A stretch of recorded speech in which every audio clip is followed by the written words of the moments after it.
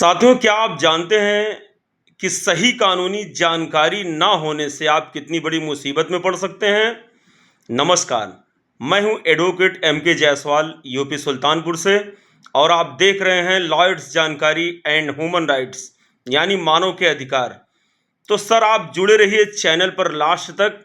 इसमें आपको कानून की पूरी जानकारी मिलेगी, और अगर आपका कोई क्वेश्चन हो तो आप कमेंट बॉक्स में शेयर करके उसका आंसर जान सकते हैं, या कानूनी कोई भी जानकारी आपको लेनी हो तो मेरी व्हाट्सएप नंबर पर संपर्क कर सकते हैं 9450212039।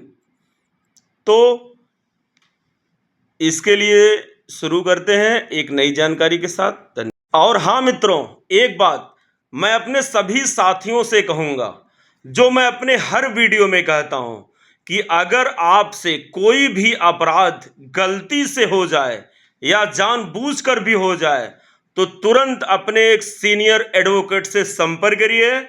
और आप पर कोई समस्या आ जाए या आप पर कोई अपराध हो जाए तो आप तुरंत अपने पुलिस स्टेशन से संपर्क करिए, यानी सबसे पहले 112 नंबर पर तुरंत आप अपनी शिकायत दर्ज कराएं। धन्यवाद।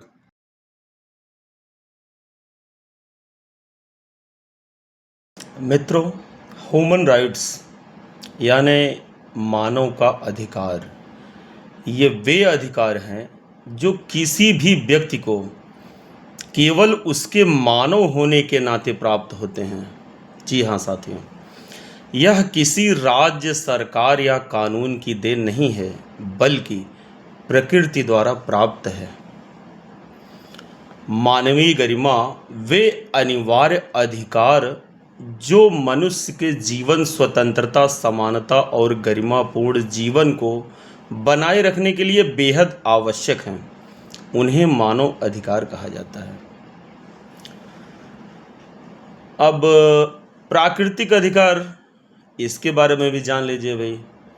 इन्हें प्राकृतिक अधिकार भी कहा जाता है क्योंकि ये किसी के भेदभाव या किसी की मर्जी पर निर्भर नहीं करते हैं।